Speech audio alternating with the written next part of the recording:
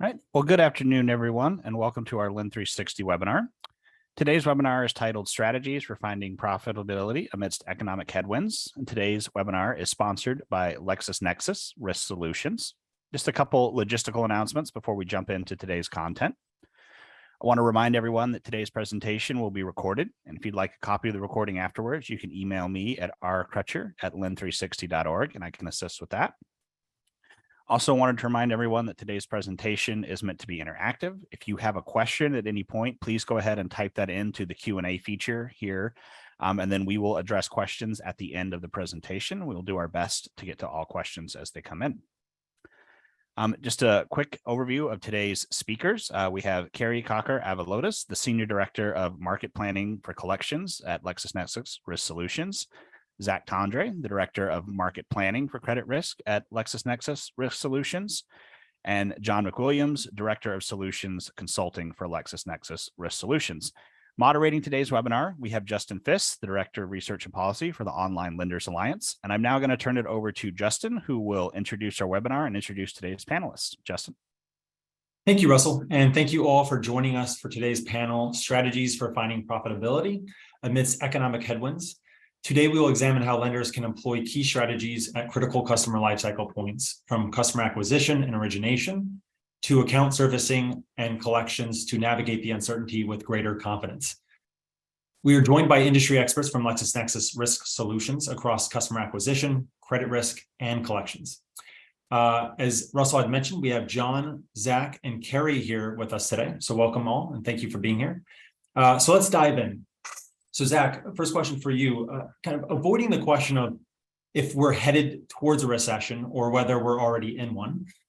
How have you seen consumer credit health change since the start of the pandemic and also within the last 12 months?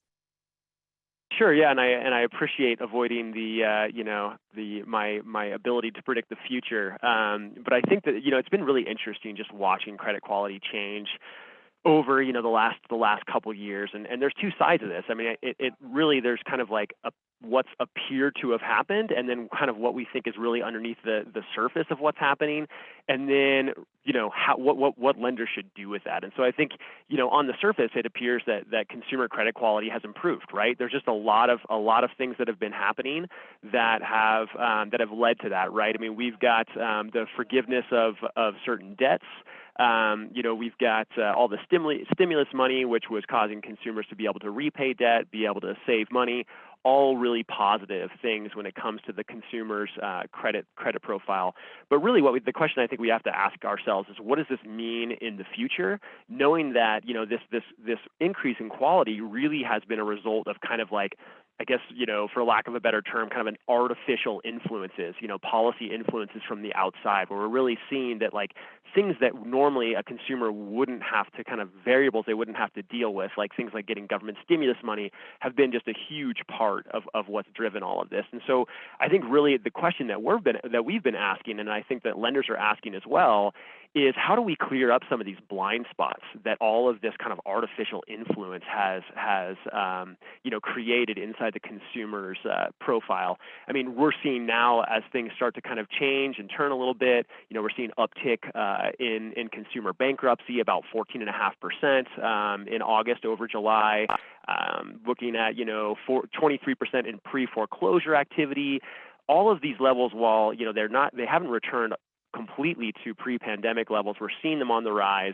And there's one thing for certain, is that the future is uncertain. And so we're really looking at ways that we can kind of clear up those blind spots for lenders when it comes to that credit quality picture of the consumer. And we'll talk a little bit more about that kind of later in the webinar.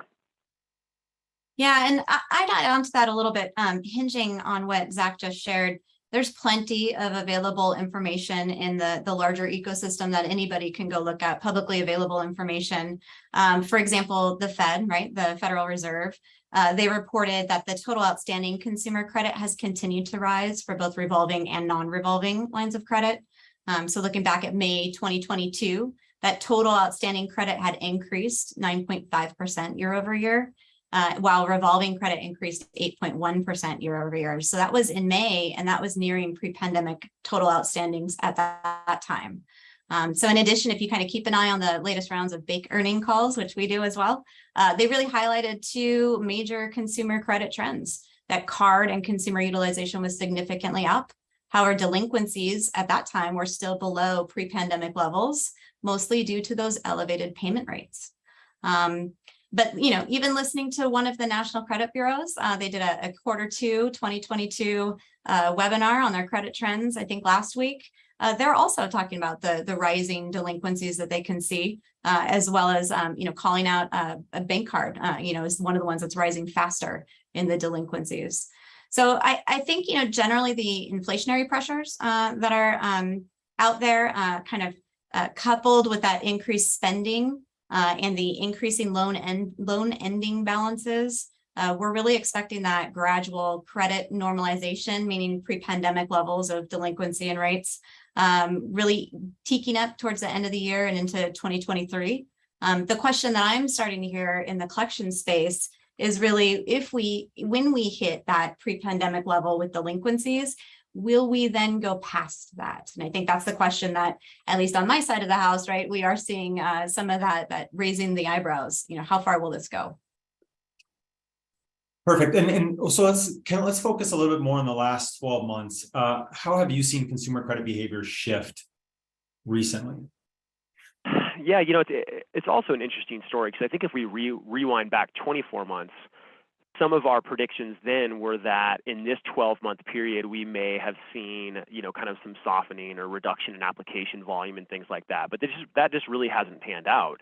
The last 12 months, from the time that we kind of resumed volumes post, in the early in the pandemic, from that initial shock to kind of like resuming of volumes, and then now to where we are now, we've just seen this steady growth. And especially over the last 12 months, volumes have continued to hike up. However, just in the last month, when we look at our volumes over the last 30 days, we're starting to see the first signs of credit volume kind of coming back down on the application side. And then, I think furthermore, to kind of clarify the picture, we are seeing across multiple different lenders, their strategies around new account acquisition shift slightly. And so that has caused some of our pre-screen volumes that we do to come back down as well. I think we'll talk a little bit more later on about what that means, but it's just really interesting. And I think that, we're all waiting at this point in time to see what the holiday season is going to bring. Is it going to bring kind of the normal spike that we've seen in the past years? Is it going to be down? It'll be really telling, I think, of what this holiday season looks like over last year's on what things are going to look like next year. But like I had mentioned before, there's also just some blind spots to credit activity. We just did a big research study on the buy now, pay later industry, and we're seeing in specific segments of consumers, especially kind of like the lower socioeconomic status consumers, that we're seeing them kind of like max credit card limits out and then really start to utilize BNPL. And we don't have a lot of visibility into what that means for credit quality. What does it mean that for a consumer that's taking out 10, 15 buy now, pay later loans a month? A lot of those things are, again, additional blind spots that it's really just going to be kind of a wait and see. But, I think like we'll discuss later on here, strategies really just need to be, underwriting strategies really just need to be fluid and need to be just chock full of data that's going to add additional insights for us to be able to, kind of stomach some of this uncertainty that's coming. Well, so given the shifts in the demand in the market that you just touched on, John, how does that impact financial marketers and acquisition overall in the next year? Yeah, so when we look at marketing and acquisition strategies and how to improve them, there are a few things that come to mind. And Jen, if you could pop up the one slide. First of all, data quantity. Over the last few years, what we've seen is marketers are relying on more and more sources of data. So back in 2020, a marketer was looking to better understand not only customers, but prospects. And so they're relying on more and more data sources. So looking at the third-party marketing data. And back in 2020, they were averaging about 6 sources of third-party data. So in addition to any insights that you're getting on your customers, from their behaviors within your experience with them, lenders are looking to fill that knowledge gap with other sources, to where it's escalated to now lenders, per this study in Salesforce, they're looking at up to 11 plus sources of information. So data quantity, which is kind of funny, right? Everybody says that, oh, we have too much data or there's so much data, but they're not getting the right insights. So they're looking for more and more data, and they're looking for obviously the quality data. And by quality, what we mean is something that's going to provide a lender with actionable insights to help them with their acquisition strategies.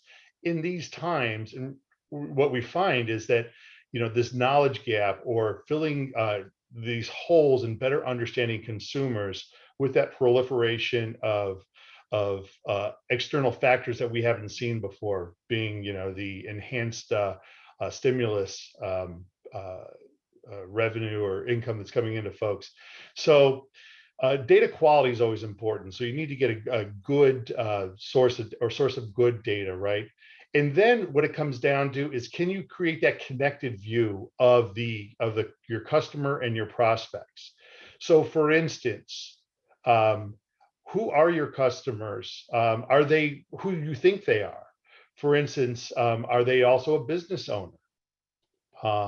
And you take a look at the difference in some case studies that we've done in the past. When we look at customers in a consumer portfolio, those that are small business owners actually have a profile that in our database and in many others, which will represent them differently, and they'll behave differently than a consumer who may work for a large company or not, right? So those small business owners, what we found in some of our case studies, have a larger asset profile. They're more likely to own property.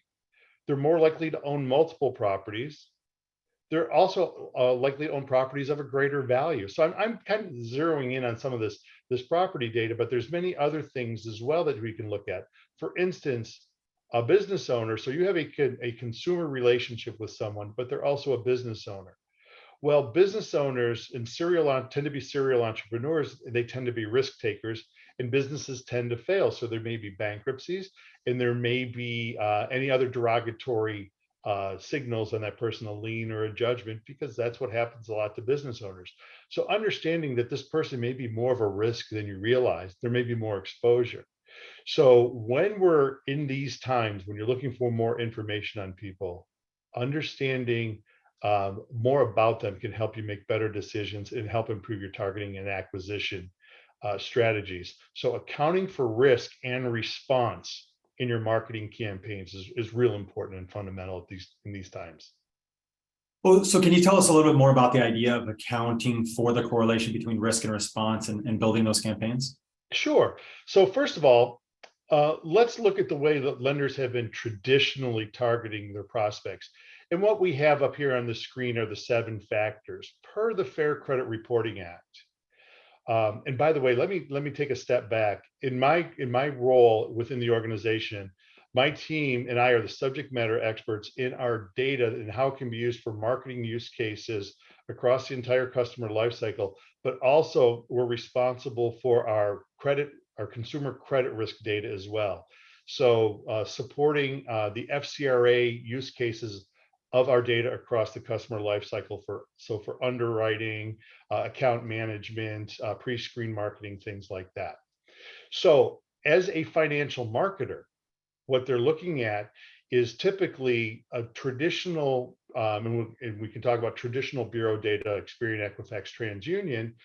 And the view that the bureaus have of a consumer is frankly how they've been paying their financial obligations. So we look at, of the 7 factors per the Fair Credit Reporting Act that can be used to consider the credit worthiness of a consumer for underwriting a credit application, whether it's a loan or a credit card. They look at typically credit worthiness, credit standing, and credit capacity. But there are 4 other factors that can be considered per the FCRA when evaluating the credit riskiness of a consumer.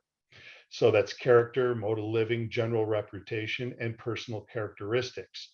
So this is where now, when you start looking at that more holistic view of the consumer, leveraging this data from a pre-screen opportunity a pre-screen tactic, then now you can take a look at not only somebody's credit worthiness or utilization and debt to income, and that stuff is really important, right? We understand that, but we also want to look at how are these people living their lives? How are these consumers living their lives? What is their mode of living?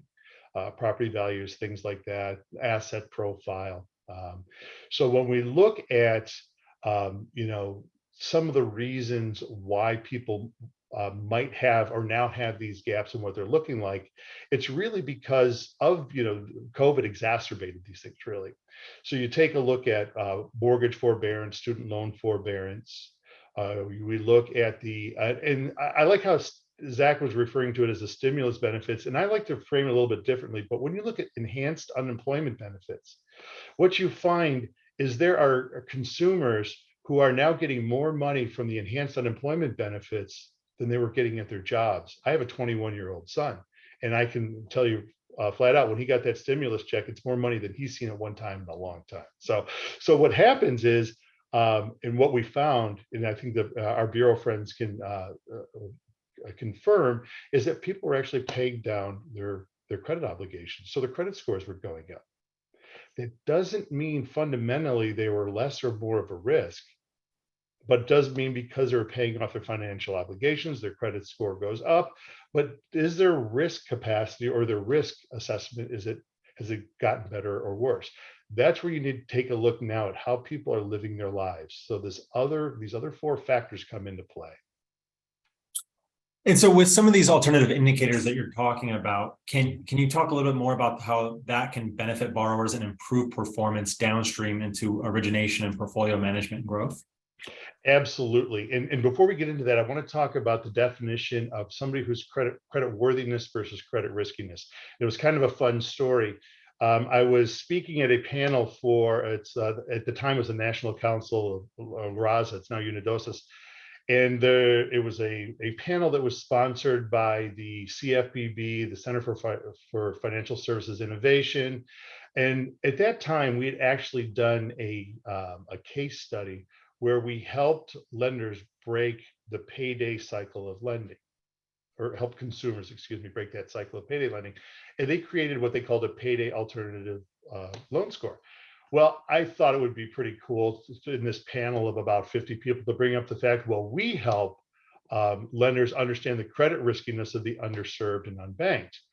And one of the spokespeople or advocates or spokespeople for one of the advocacy groups jumped up and said, "How dare you call them credit risky?" I said, "Well, we can help understand the credit riskiness, right? Isn't that what credit risk managers do?" Well, I was quite chagrined when she told me that they're not credit risky individuals, they're credit worthy individuals. And I thought to myself, all right, I'm going to give you that one. I'm not going to say anything here. But then I really thought about it, and I said she was absolutely right. What lenders are looking to do is to approve more loans. They're not looking to decline folks. They want to grow their business. So what you're looking for is understanding the credit worthiness of a consumer, all the while you're mitigating risk, because the idea is you want to target and attract and acquire new credit worthy customers. So how do you do that when you have all these knowledge gaps? This is where an alternative view of the consumer really can come into play.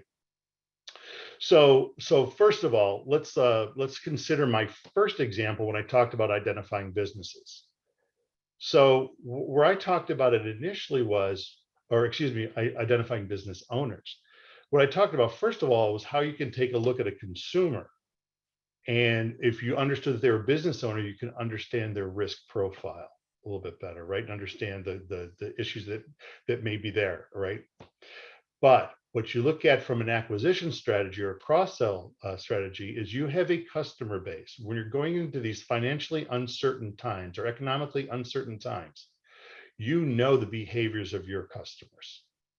So if you also knew that your really good consumer customer is also a small business owner, there's an opportunity to cross-sell them into a commercial product, commercial credit card, commercial loan, something like that. So understanding now you can actually start looking at your customer base for cross-sell, upsell opportunities when you bring in that alternative view of the consumer. Okay.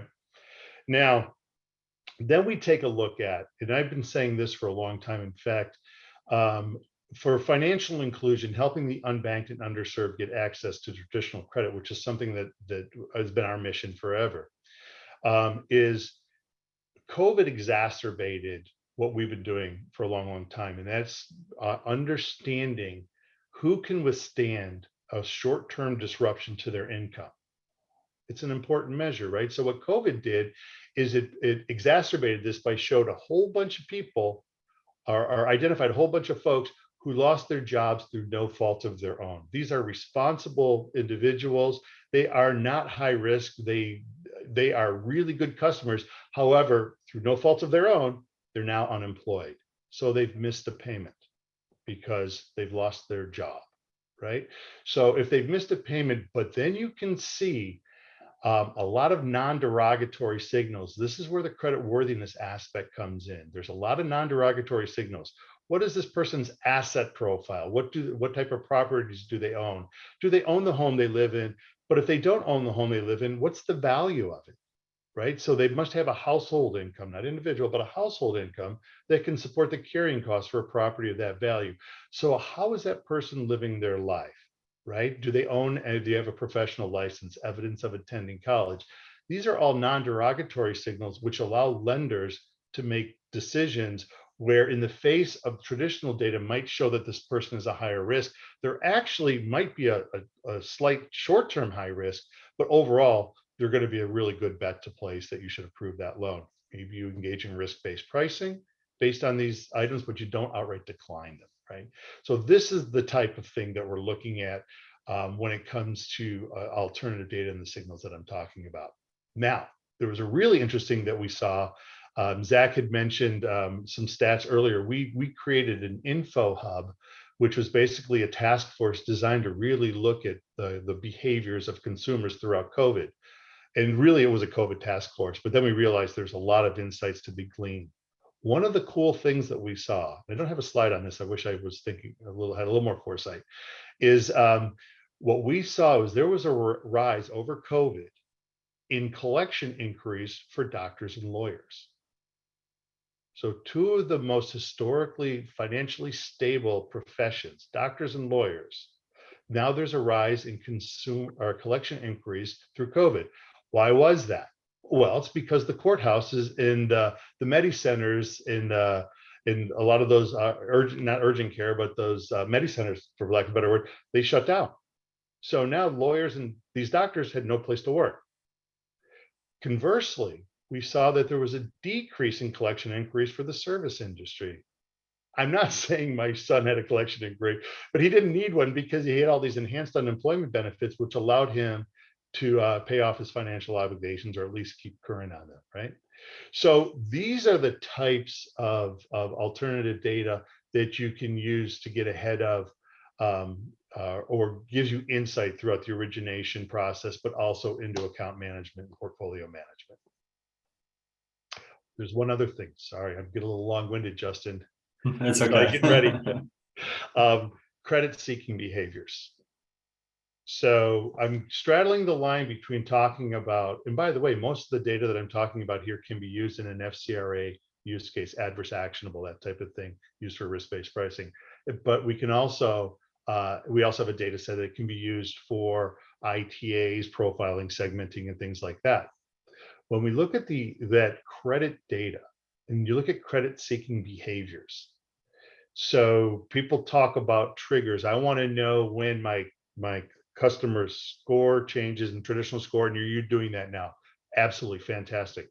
Also taking a look at your customers in these trying economic times or these uncertain economic times. What is their credit seeking behavior looking like? Are there a lot of inquiries that are popping up? That John, who's been a really good customer of yours for a long time, all of a sudden now there's inquiries coming up from alternative lenders or just lenders in general. And that can give you insight to, well, John's paying us fine right now. However, it looks like he might be anticipating or having some difficulties. He's looking for additional forms of credit or loans, and we better take a closer look and make sure we're treating John appropriately. Thank you, John. And I think this is extremely fascinating. I will say for everyone that's online, if you would like to ask questions, please enter them into the chat function, and we'll make sure we get to them before the end of the presentation. So going back to the doctors and lawyers comment, when we talk about that consumer credit risk is starting to possibly rise and delinquencies tick up, how do you view that in relation to the reported rise in credit quality over the last 18 months?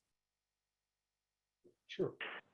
Yeah, so I think that, when we're looking at the kind of rise in delinquency or just that tick up, that's really recent, right? And so I think that a lot of the fundamentals that we talked about earlier that really have fundamentally changed consumers' credit report for good reason, right? They've been paying down debt.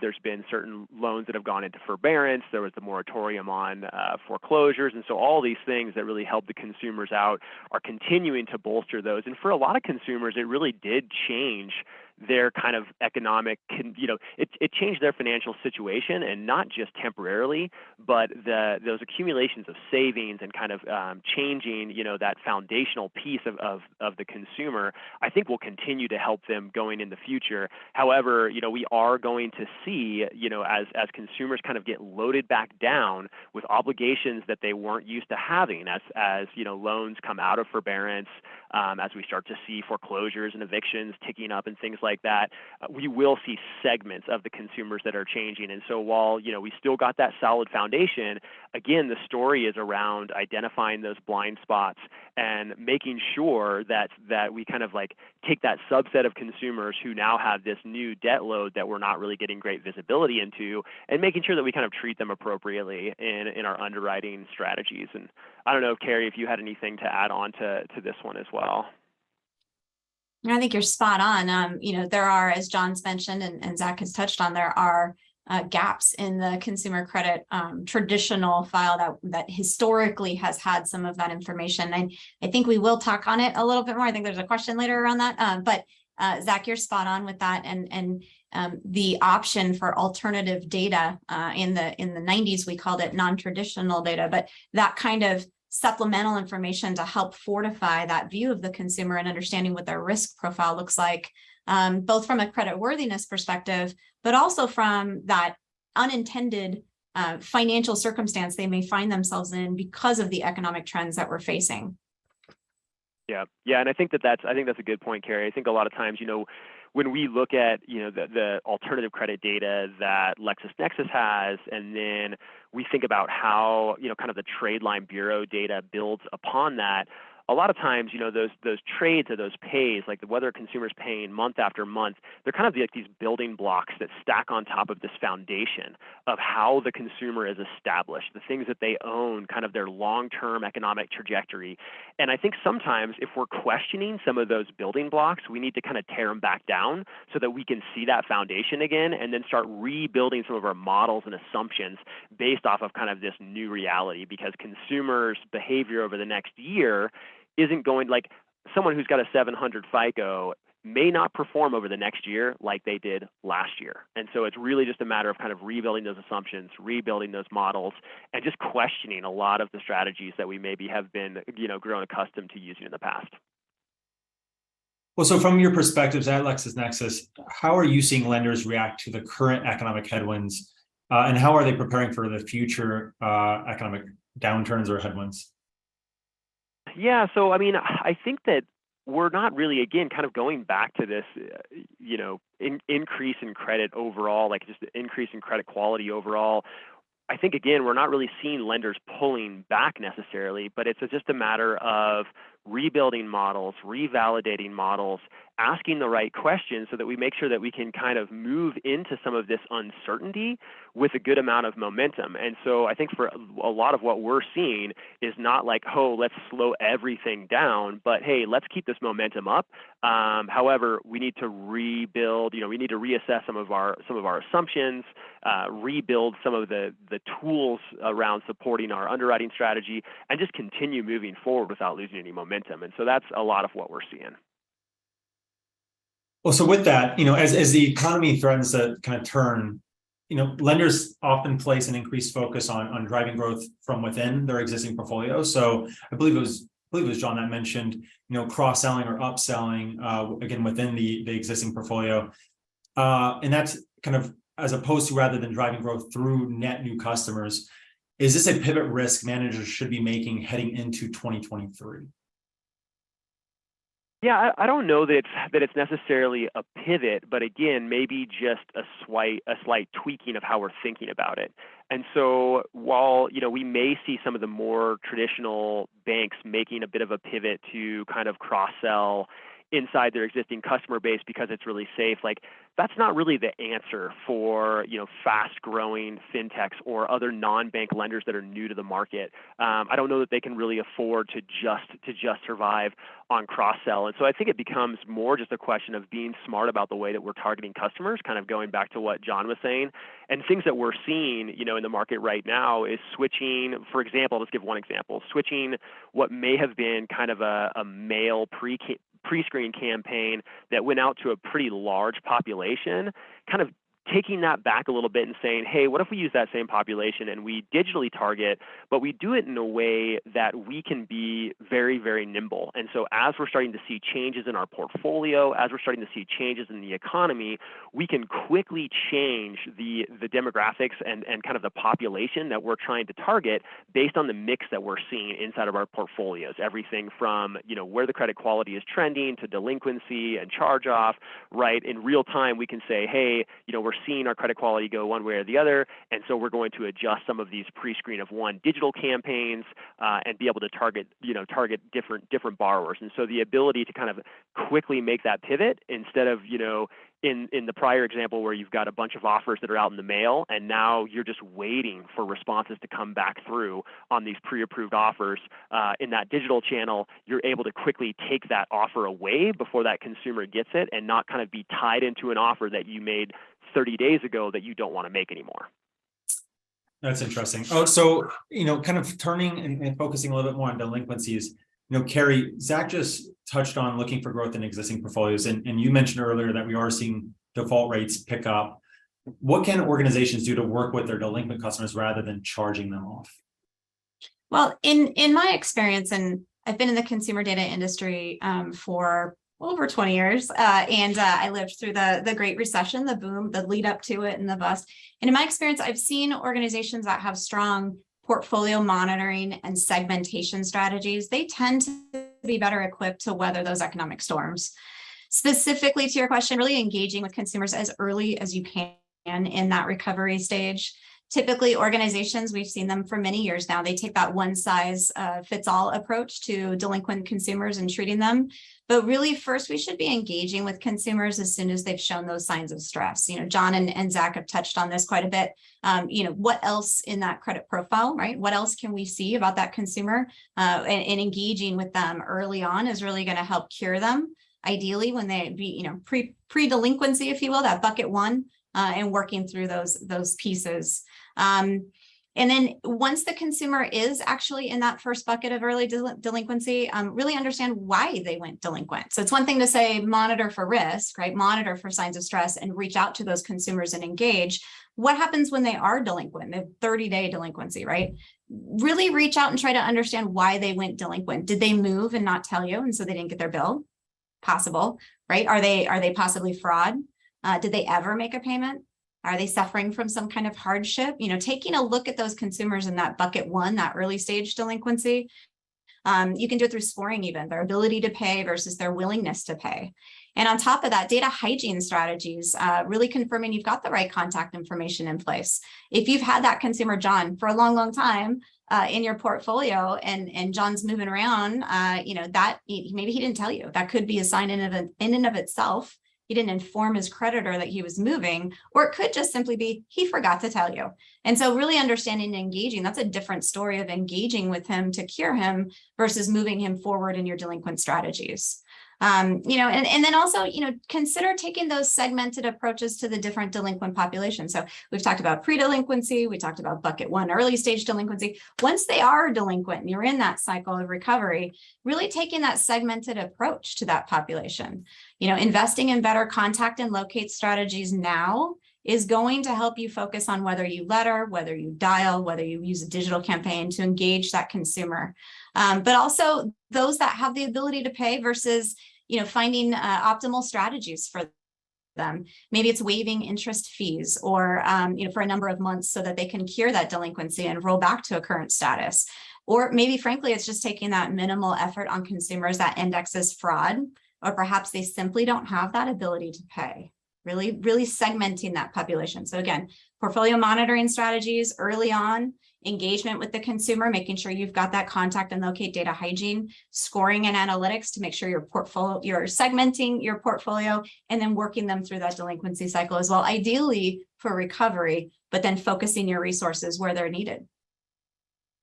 Perfect. And as a result of the COVID-19 related stimulus efforts that we kind of talked about a little earlier today, the consumer is often in a stronger capital position than they were pre-pandemic.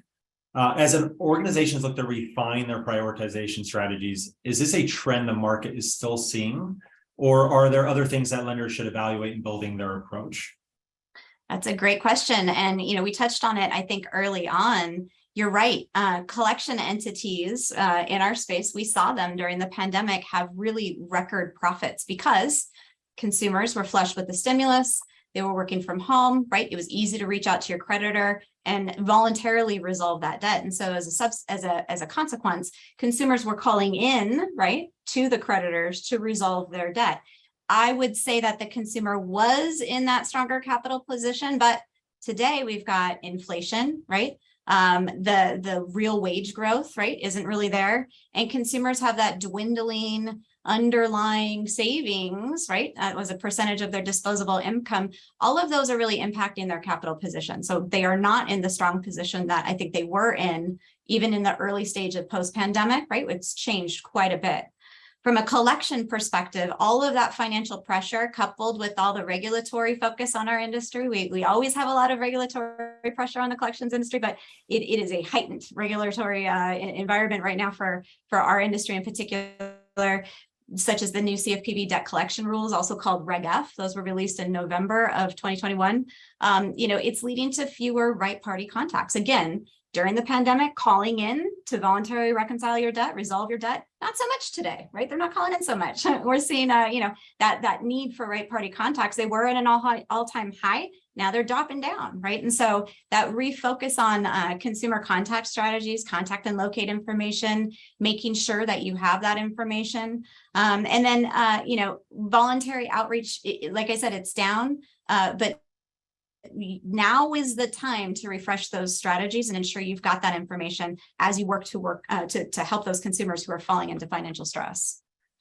Well, so as consumer cash flow does shift, as you just mentioned, and interest rates continue to increase quite quickly, how has the rise in adoption of alternative lending like peer-to-peer lending, buy now, pay later, rent to own, how has that impacted the consumer's risk profile?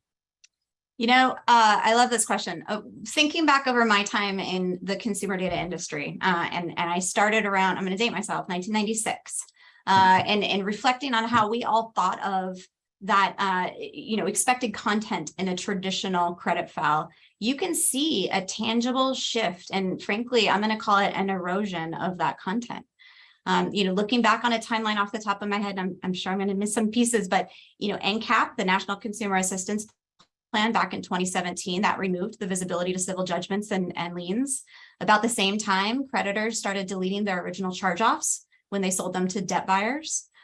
Following that, the debt buyers and collection entities who data furnished to the credit bureaus, they all adopted consumer-friendly policies to delete third-party collection trade lines once the consumer settled their debt.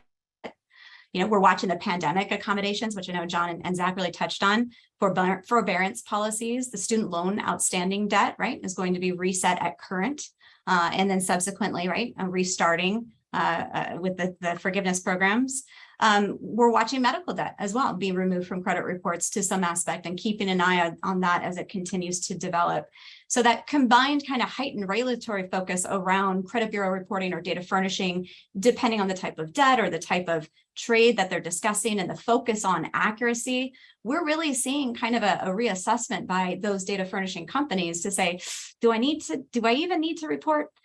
Should I be stepping back on certain profile or portfolio types, or do I need to data furnish at all? That trend has led to a natural inclination to no longer depend solely on a traditional credit file. Again, I started in 1996. It was a very different story, and so over time, that content, can I check a credit report and make sure that it's got all of the information I need? We just talked about a lot of things that says it's not on the credit report anymore. And so, over time, there's been this natural inclination to start looking at alternative data to supplement that lack of information or that erosion of information. In the olden days, we called it non-traditional data, right? And so it's additional forms, to John's point, those 7 factors in the credit worthiness that we talked about and the characteristics. Where can you get that? How reliable is it? And what can it tell you about the fuller picture of the consumer image? So getting back to your question specifically about buy now, pay later and rent to own, and I think Zach and John have already touched on this point as well, but there's no consistency today. So they're not required to report to the bureaus, no one is, but there's certainly, of those that do report, they're typically reporting delinquent information, and they're not reporting to all 3 bureaus. It's usually 1 or 2. And so, clearly the CFPB is focused on this. They're aware of this as a kind of an overarching concept in the consumer ecosystem for financial worthiness, for financial granting, right, of credit information, and then the consumer's management of that financial situation as well. So I think there's definitely more to come on this space as well. Well, that's perfect. And I will say once again, I have one more question. And for those who are on, if you would like to ask a question to our panelists today, please feel free to, we have a Q&A button, also a chat function, either one we will monitor. But just, in closing thoughts, why is it important for lenders to take a connected look at risk strategies across the life cycle? John, you want to weigh in? Sure. Yeah, I'll go first. Thanks. So a couple things. First of all, when you were looking at these connected strategies across the customer life cycle, we talked a little bit about that before, about understanding your customers. Another tactic that we're seeing a lot come up is lookalike modeling. And I'm glad Zach brought that up, because it wasn't part of my original thought to bring up to you here today. But when you take a look at with a smaller business that might not have a large portfolio of customers to cross-sell to, or might not have the different products in which to cross-sell or upsell, take a look at who your best customers are and do some lookalike modeling to see if you can find and where you can find those customers out there, whether it's digital marketing or direct marketing, whatever it may be. We're seeing a lot of clients are doing that now. And the more data you can get on your best customers to define them, or more uniquely define them in the general population, the better it will be, right? The more effective that can be. So that was my unprepared remark. My prepared remark is, we know that when you're looking at assessing the credit worthiness of a consumer, how they're paying their bills today or in the past is a very good predictor of how they're going to pay them in the future. What we're seeing now is, because of the gaps, because of that data is falling down a little bit due to the changes in the information flow and the income and the extended and enhanced unemployment benefits. What you need to understand not only is how people are paying their bills, but how they're living their lives. Understanding who can withstand that short-term disruption to their income, so it doesn't become, as what Zach had said, a long-term issue. So the sooner you can identify those folks and how to treat them, and all of Carrie's comments, I think, really talk about how you can, prescribe the right treatments to those folks. Yeah, John, I think that fundamental understanding is something that's that's been kind of becoming evident to me as we talk about this kind of full view into the consumer from the very beginning of acquisition all the way to collection. Maybe we need to think about this in reverse, right? Like we always say, start with the end in mind. And I know that any lender that's on the phone, you hope that the end is that borrower paying their last payment, right? And then coming back to you and getting another loan. But that's not always the case, right? Sometimes the end is having to collect on that debt. And so starting off with kind of basing the fundamentals of how you underwrite and how you get new accounts based on the assumption of how you'll collect this debt, a lot of times will give you, kind of sound credit strategy for going into a very uncertain economic environment. Yeah, well said, both of you. From my perspective, just, the consumer is going to look vastly different over a span of 18 months. They will, right? We talked about, economic trends. We talked about regulatory trends. We've talked about, alternative data and ways to supplement some of that information within the broader ecosystem. I think, we've got some challenges, some headwinds ahead, right? We've got the inflationary pressures along with some of these other lifting of the stimulus, if you will. And so you can't look at the consumer's credit worthiness at the time of origination and then apply that to where they are today, later in their life cycle, right? Particularly as Zach said, in collections, they're very different at that point. And so all of those proactive portfolio monitoring, segmentation strategies, constant review of that contact and locate information so that you know when John moves, right? And so this is all tangible, particularly now as we head into some of these headwinds.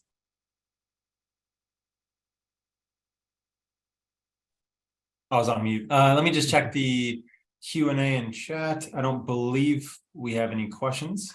No. Well, so with that, I want to thank everyone for joining today, and also a special thanks to Carrie, Zach, and John for being here today and sharing your thoughts on the consumers, lenders, and the economy. With that, I'll turn it back over to Russell. All right. Thank you, Justin. I echo thanks to all of our panelists.